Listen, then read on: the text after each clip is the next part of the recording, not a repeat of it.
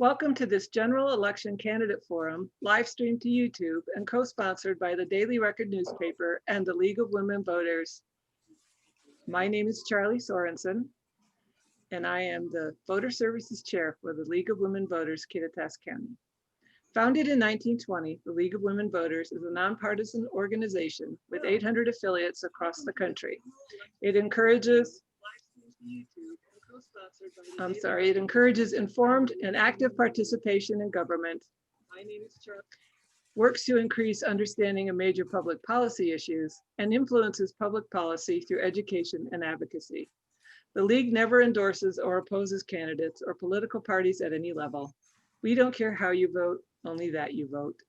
League membership is open to all genders, ages 16 and over, and we invite you all to join us. Our moderator for this candidate virtual forum event is Catherine Murphy. Catherine has been a member of the League since 2017, where she has filled a variety of roles at the state and local level. Thank you, Catherine.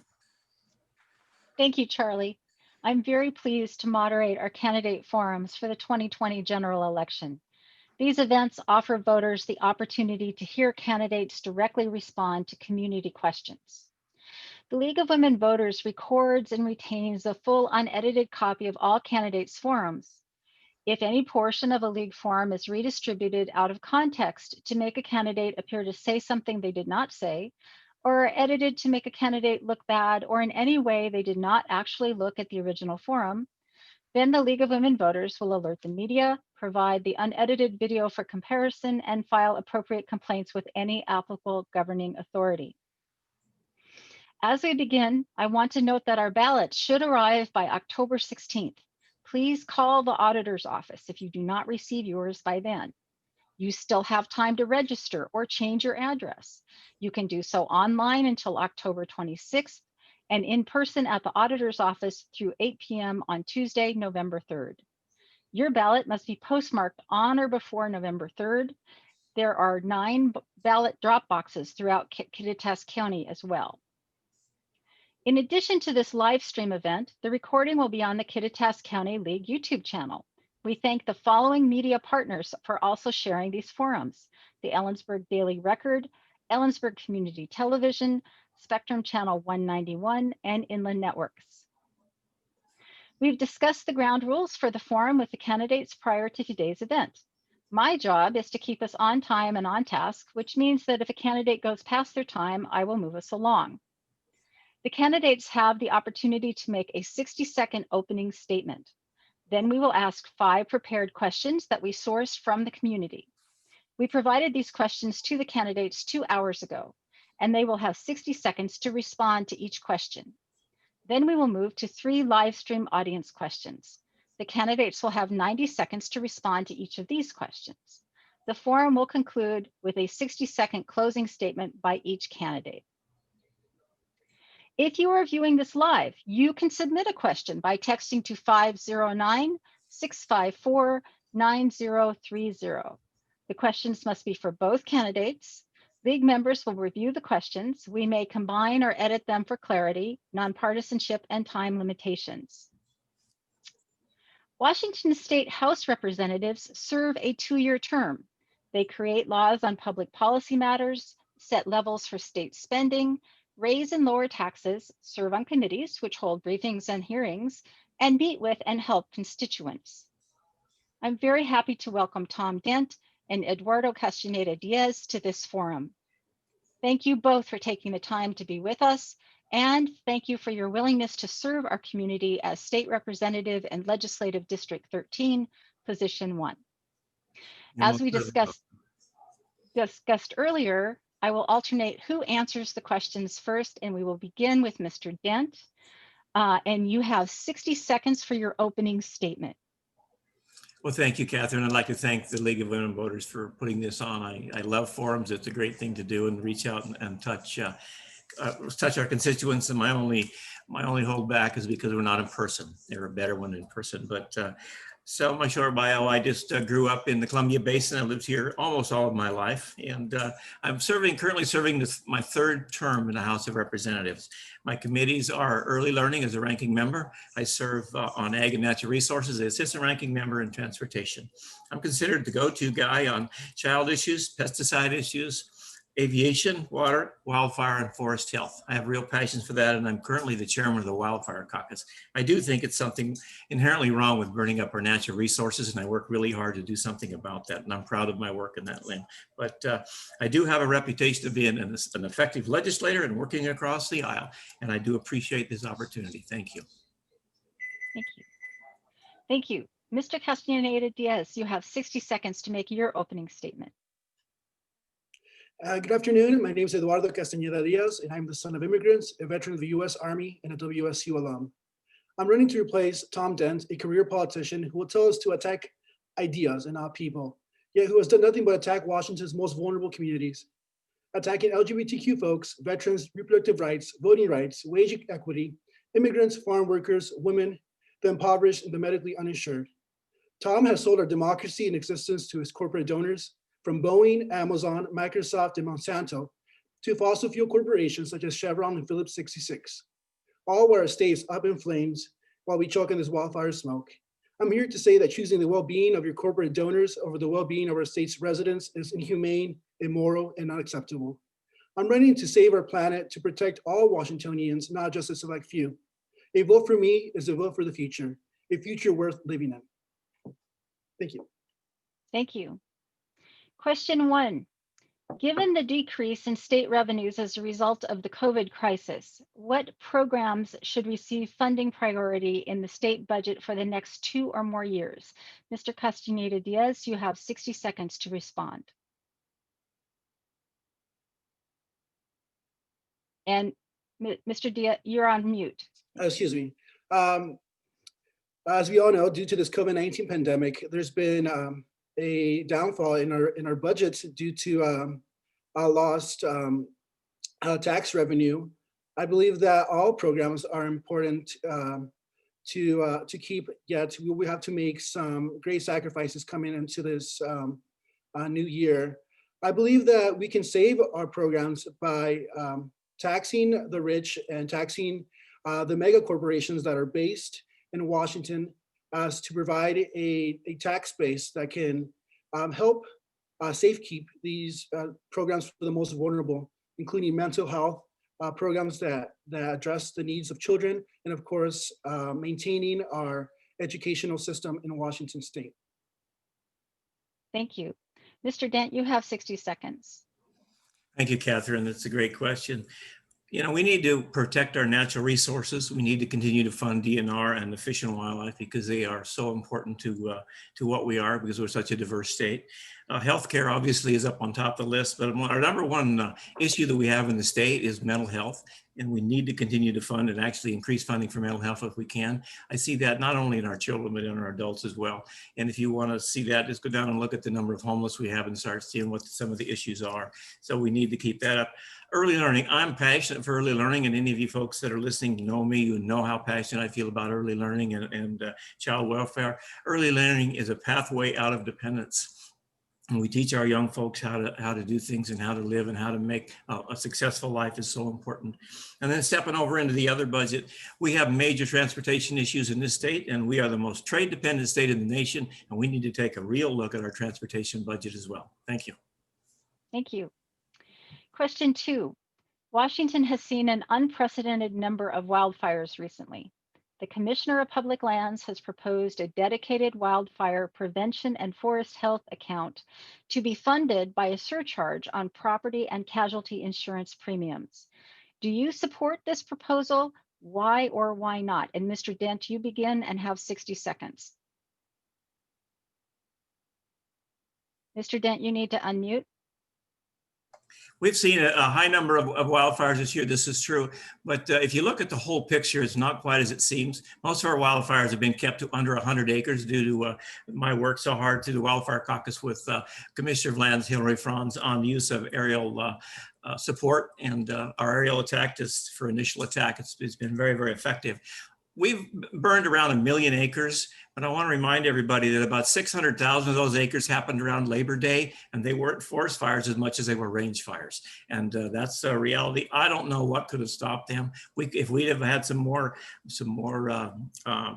land management in there, we could have slowed them down, but we had such high winds that it was a blowtorch. And I live here. I saw it. I was there. I saw that fire come down through there, and it was too hard to fly. It was too hard for people to fight. So actually, and then as far as the, I'm not going to get to answer that question. I'll get to it later.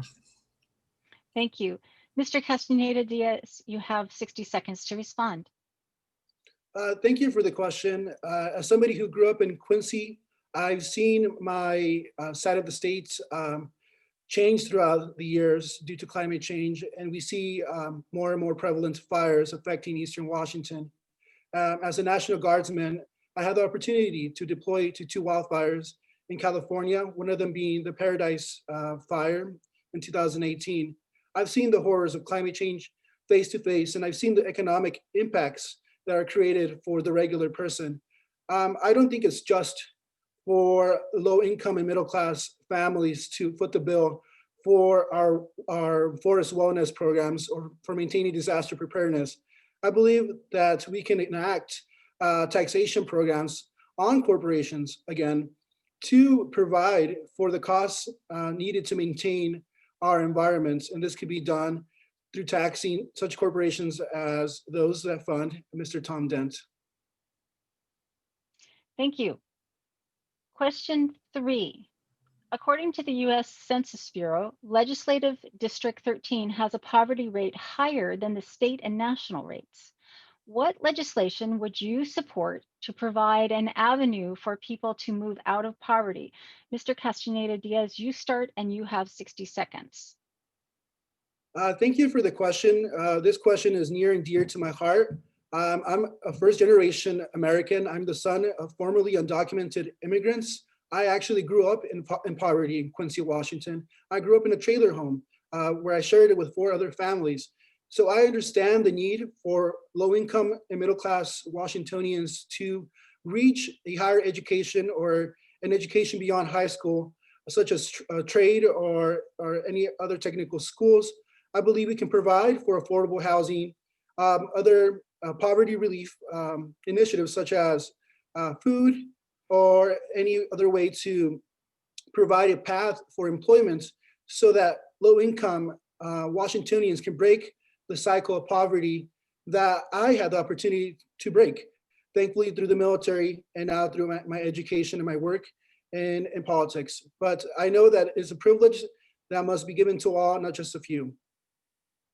Thank you. Mr. Dent, you have 60 seconds.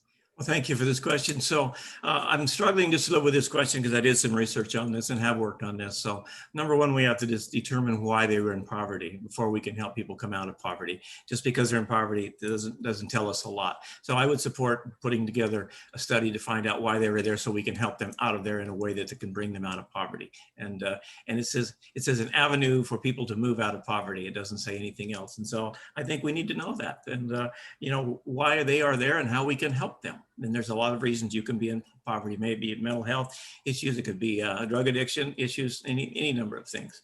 I want to step back to the other one with Commissioner of Public Lands. That proposed wildfire prevention and forest health account that she's put out there did not receive much support in the last legislative session. She's been out talking. I talk to her about once a week. We talked about this at length on Thursday evening, and she's putting together a task force to put together a program to see what we can make happen for this forest and for a tax to work like that. Thank you. Thank you. Question 4. The COVID crisis has exposed the critical need for broadband infrastructure. What efforts would you support to bring internet access to all residents, particularly those in rural areas? Mr. Dent, you begin and you have 60 seconds to respond. Thank you, Catherine. So that's a great question. We've had some good bills put together to make this happen. And basically we have to build out broadband. That's what we have to do. It's not out there. We need to build it out, okay?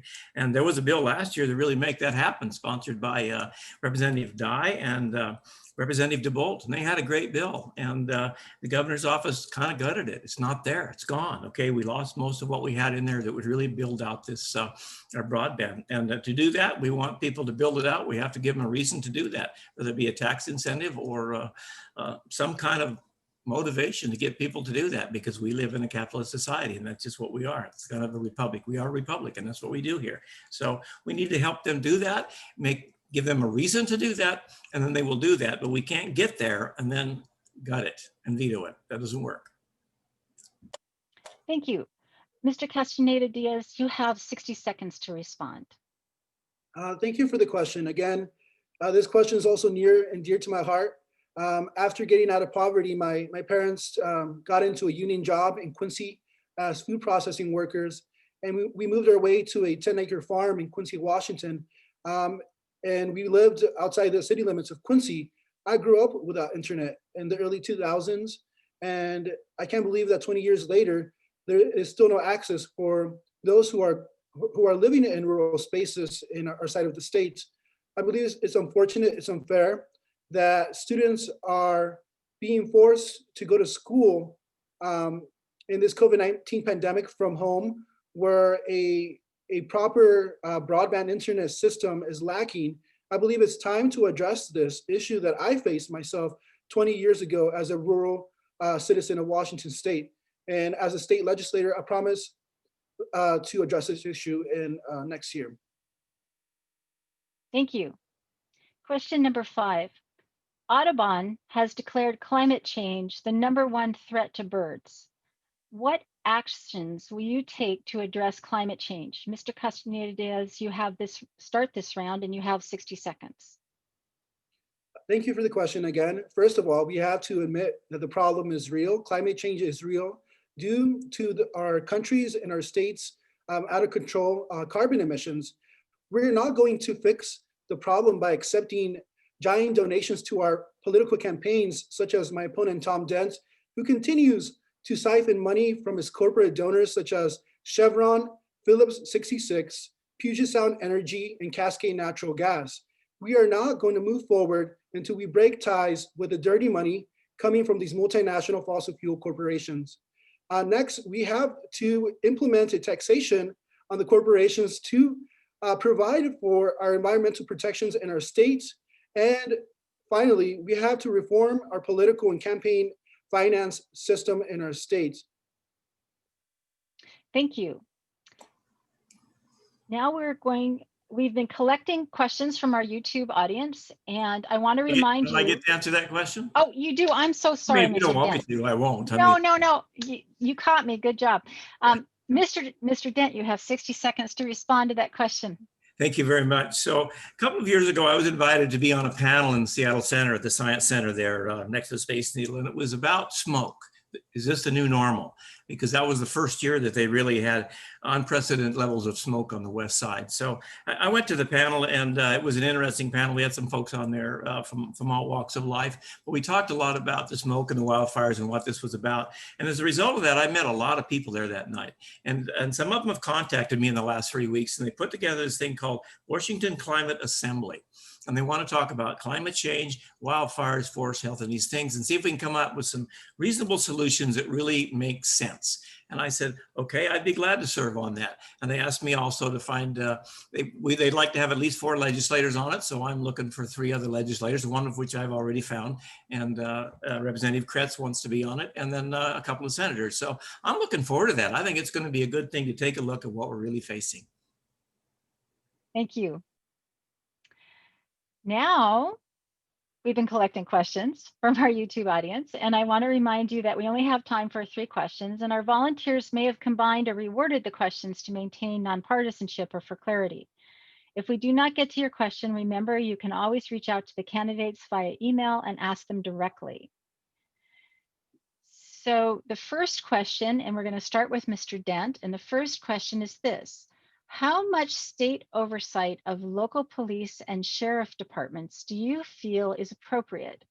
What measures, if any, should the legislature consider to address this? And you have 90 seconds to respond. You need to unmute. So that's a great question. Our law enforcement has taken some hits here lately. I think that we need to have some basics for law enforcement guidelines to follow from the state. But when you come on down to the state level, I mean, then, or to the local level, then we need to also have some local control. I do ride-alongs, and I haven't done every law enforcement agency in the 13th district, but I'm getting close. And they all face a different set of problems, a different set of issues, and they all have different asks. And I think that we need to allow them also to put together their programs that work to preserve law and order in their communities. And I think we all want law and order. And I think we need to remember that this is a republic, and a republic is a nation of laws, not of men. And we need to remember that so we can do these things. So, and as a matter of fact, I just had a long talk with the police chief of Kittitas, the town of Kittitas on Friday, and talking about some of the reforms we could do. The WASPIC, which is a law enforcement member organization, has put together a series of reforms that they would like for the legislature to look at and take a look at how we can implement some of these. And we're going to have to do there will be some amendments to these things, but by and large, they look good. And they're taking a hard look at what law enforcement is and how we can continue and improve it and make it more user-friendly. So when I grew up, law enforcement was user-friendly, and I really appreciate the guidance they gave me. Thank you. Thank you. So question one, Mr. Castañeda-Díaz, I'm going to read it again. How much state oversight of local police and sheriff departments do you feel is appropriate? What measures, if any, should the legislature consider to address this? And you have 90 seconds to respond. Thank you for the question. First of all, I want to direct everybody watching to my website, electeduardo.com.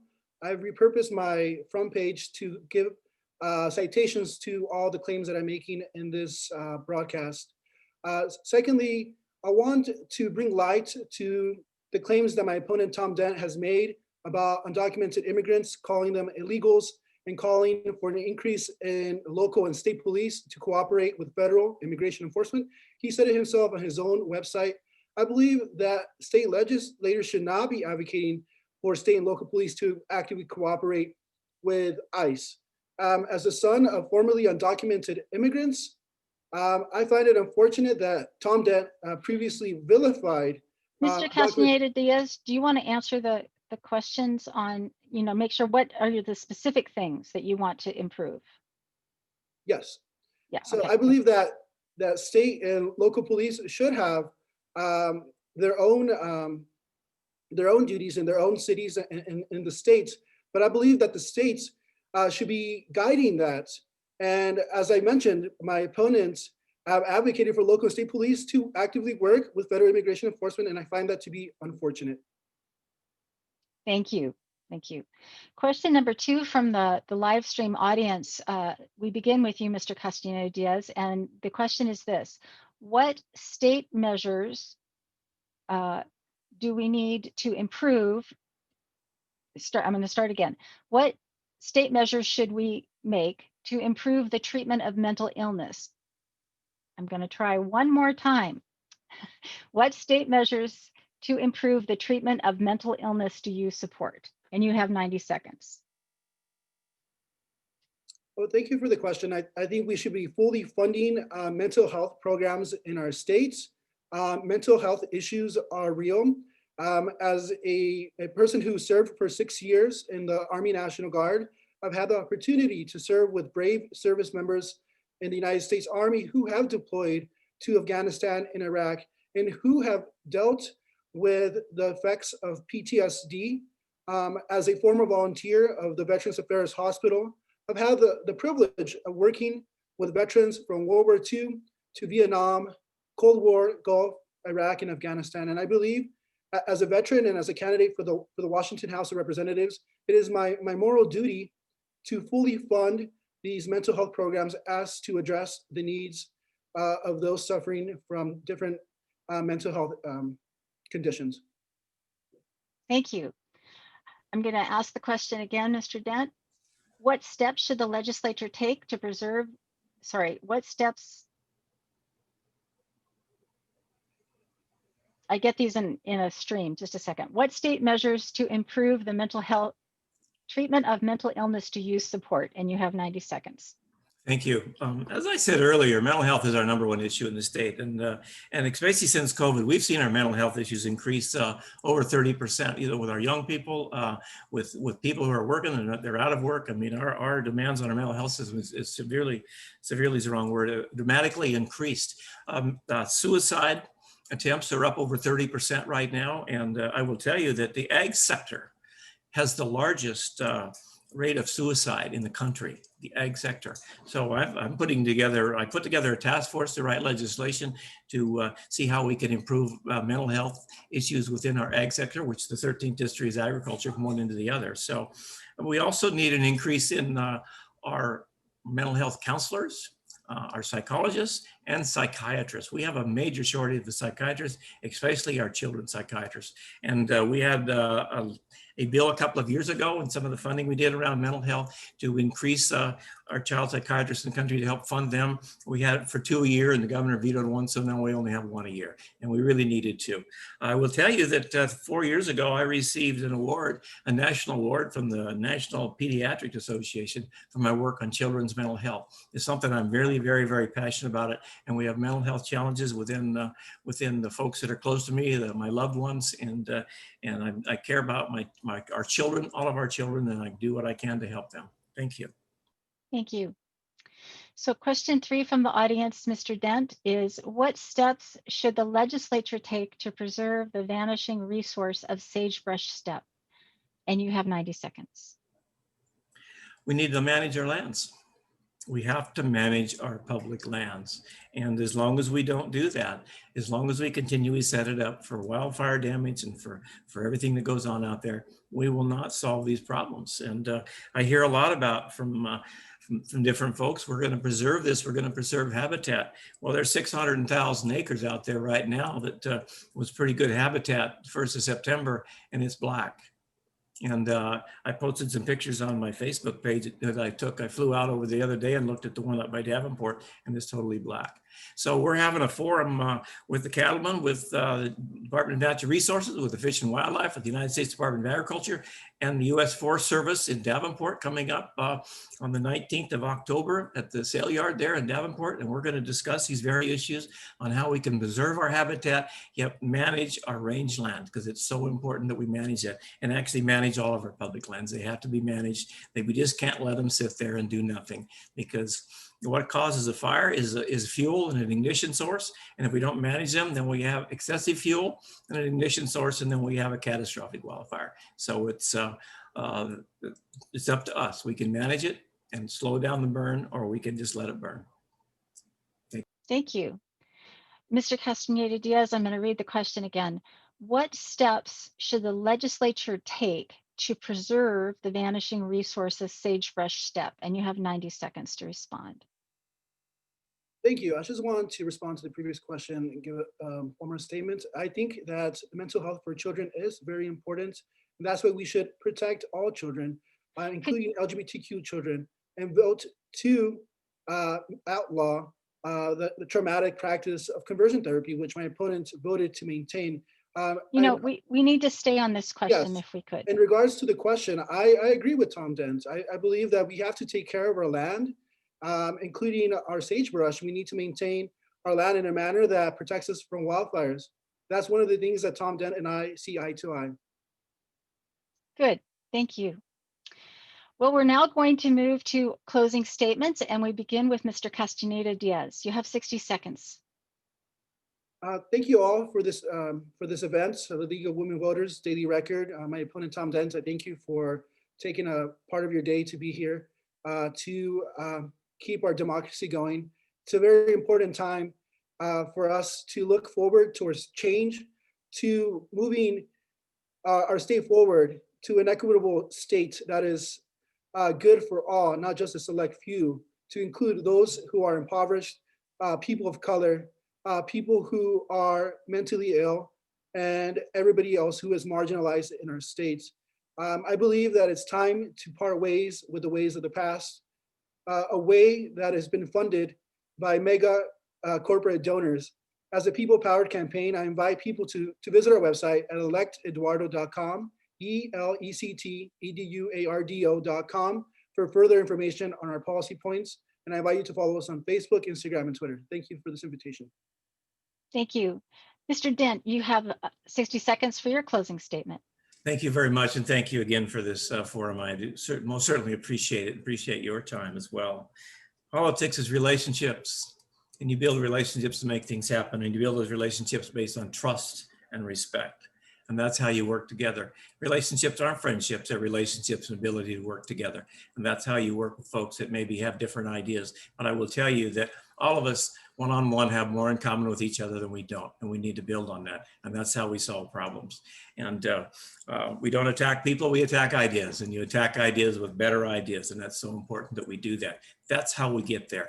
That's how we make it happen, and that's how come I've been so successful in the legislature. I have a lot of friends on the other side of the aisle, and my best friend, one of my best friends is on the other side of the aisle. He's pretty close. He's not way left, but he's not way right either. So that's how you make it happen. I am honored to serve the people. My door is always open to everyone in this district. And matter of fact, people statewide call me on a regular basis. So thank you again for having this forum. I would like to thank Tom Dent and Eduardo Castañeda-Díaz for sharing their views and their willingness to serve as state representative for Legislative District 13 in Position 1. We want to thank our co-sponsor, the Ellensburg Daily Record newspaper, and Ellensburg Community Television, Spectrum Network, and Inland Networks for showing the forum videos throughout the voting season. Finally, thank you to the many league volunteers who make these events possible.